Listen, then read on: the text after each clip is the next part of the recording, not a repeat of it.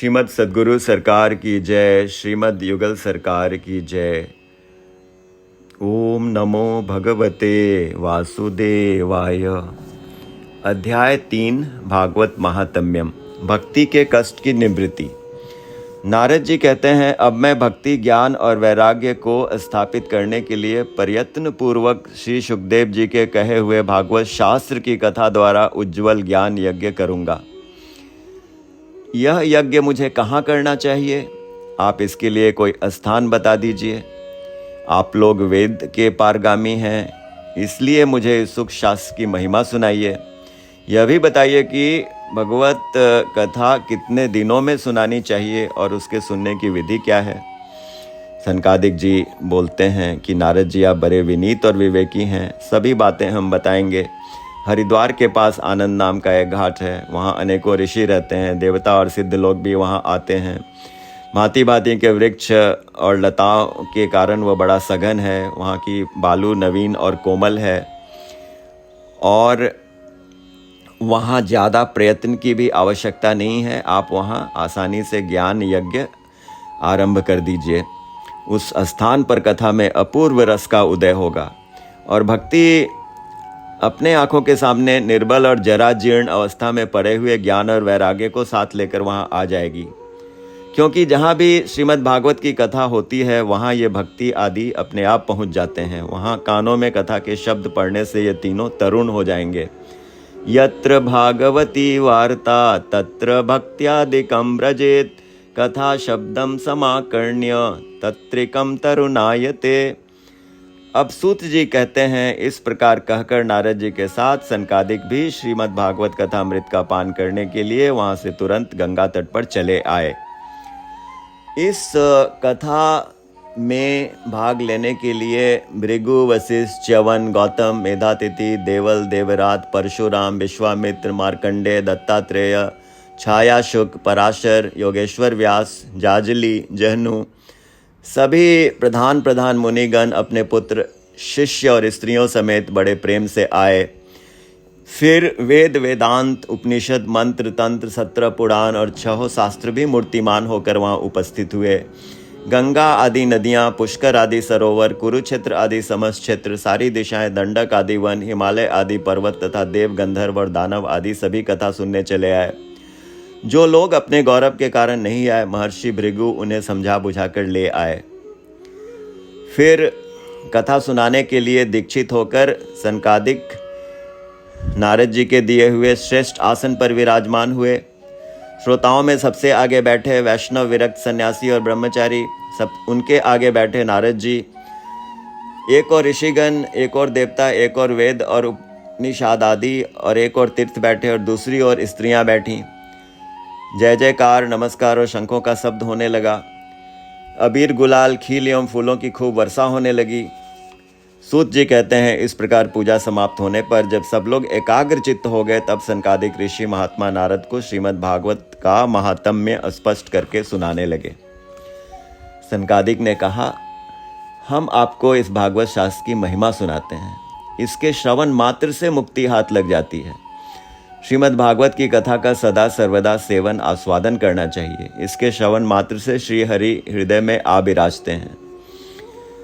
इस ग्रंथ में 18,000 श्लोक और 12 स्कंद हैं तथा श्री सुखदेव और राजा परीक्षित का संवाद है। आप यह भागवत शास्त्र ध्यान देकर सुनिए। यह जीव तभी तक अज्ञानवश इस संसार चक्र में भटकता है जब तक क्षण भर के लिए भी कानों में इस शुक शास्त्र की कथा नहीं पड़ती। और बहुत से शास्त्र और पुराण सुनने से क्या लाभ है?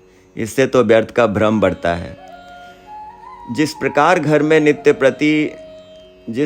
नित्य प्रति श्रीमद् भागवत की कथा होती है, वो तीर्थ रूप हो जाता है और जो लोग उसमें रहते हैं उसके सारे पाप नष्ट हो जाते हैं। हजारों अश्वमेध और सैकड़ों वाजपेयी यज्ञ इस शुक शास्त्र की कथा का 16वां अंश भी नहीं हो सकते।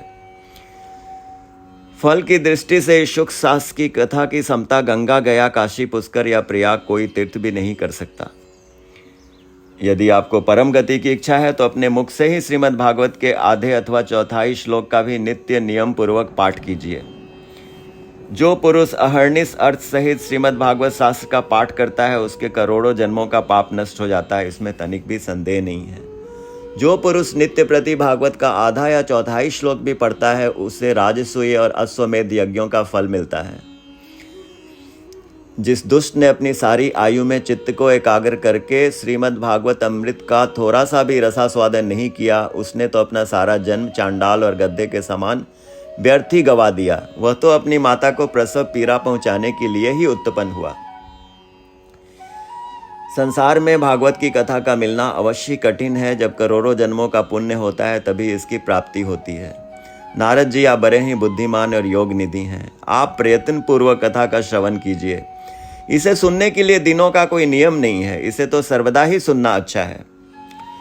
श्रद्धा पूर्वक कभी भी श्रवण करने से अथवा माघ मास में श्रवण करने से जो फल होता है वही फल श्री सुखदेव जी ने सप्ताह श्रवण में निर्धारित किया है। फिर कलयुग के दोषों की विषय में कहते हैं कि मन के असंयम, रोगों की बहुलता और आयु की अल्पता के कारण कलयुग में अनेकों दोषों की संभावना से ही सप्ताह श्रवण का विधान किया गया है। जो फल तप, योग और समाधि से भी प्राप्त नहीं हो सकता वह सर्वांग रूप में सप्ताह श्रवण से सहज में ही मिल जाता है। सप्ताह श्रवण यज्ञ से बढ़कर है, व्रत से बढ़कर है, तप से कहीं बढ़कर है, तीर्थ सेवन से तो सदा ही बड़ा है, योग से बढ़कर है, यहाँ तक कि ध्यान और ज्ञान से भी बढ़कर है। शौनक जी ने पूछा कि सूत जी आपने बड़े आश्चर्य की बात कही। अवश्य यह भागवत पुराण योग वेत्ता ब्रह्मा जी के भी आदि कारण श्री नारायण का निरूपण करता है, परंतु यह मोक्ष की प्राप्ति में ज्ञान आदि सभी साधनों का तिरस्कार करके इस युग में उनसे भी कैसे बढ़ गया। फिर सूत जी ने कहा कि शौनक जी, जब भगवान कृष्ण इस धराधाम को छोड़कर अपने नित्य धाम को जाने लगे तब उनके मुखारविंद से एकादश स्कंद का ज्ञानोपदेश सुनकर भी उद्धव जी ने पूछा, अब आप तो अपने भक्तों का कार्य करके परम धाम को पधारना चाहते हैं, किंतु मेरे मन में एक बड़ी चिंता है।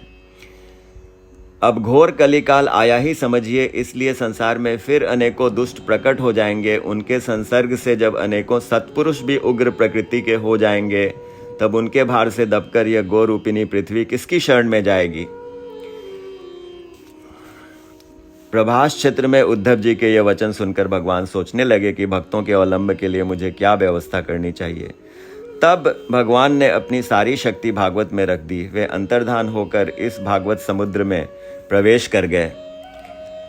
इसलिए यह भगवान की साक्षात शब्दमयी मूर्ति है। इसके सेवन, श्रवण, पाठ अथवा दर्शन से ही मनुष्य के सारे पाप नष्ट हो जाते हैं। तेनेयं वांगई मूर्ति प्रत्यक्षा वर्तते हरे, सेवनात् श्रवणात् पाठात् दर्शनात् पापनाशिनी। इसलिए इसका सप्ताह श्रवण सबसे बढ़कर माना गया है और कलयुग में तो अन्य सब साधनों को छोड़कर यही प्रधान धर्म बताया गया है। कलिकाल में यही ऐसा धर्म है जो दुख, दरिद्रता, दुर्भाग्य और पापों की सफाई कर देता है तथा काम, क्रोध आदि शत्रुओं पर विजय दिलाता है।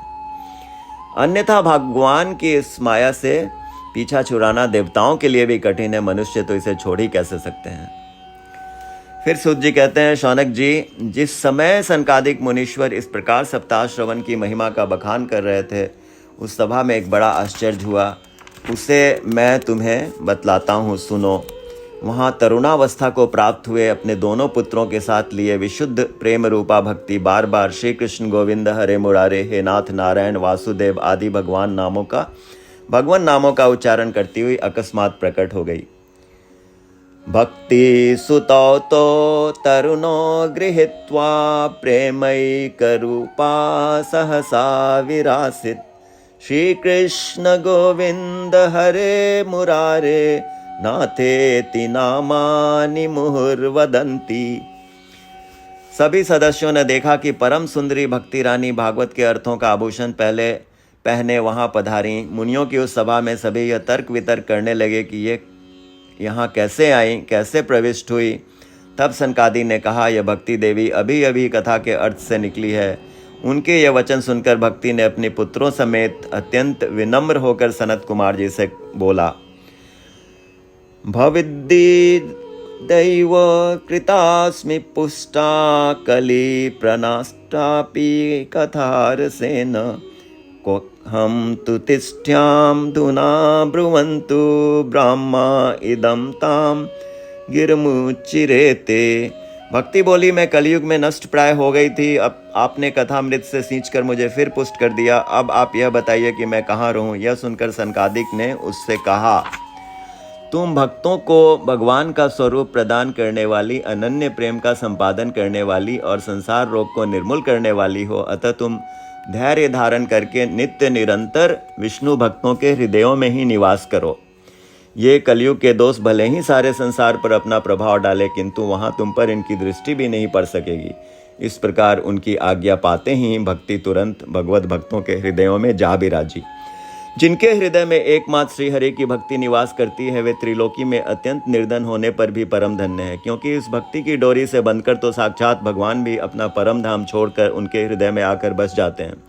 भूलोक में यह भागवत साक्षात पर ब्रह्म का विग्रह है। हम इसकी महिमा कहाँ तक वर्णन करें। इसका आश्रय लेकर इसे सुनाने से तो सुनने और सुनाने वाले दोनों को ही भगवान श्री कृष्ण की समता प्राप्त हो जाती है। अतः इसे छोड़कर अन्य धर्मों से क्या प्रयोजन है।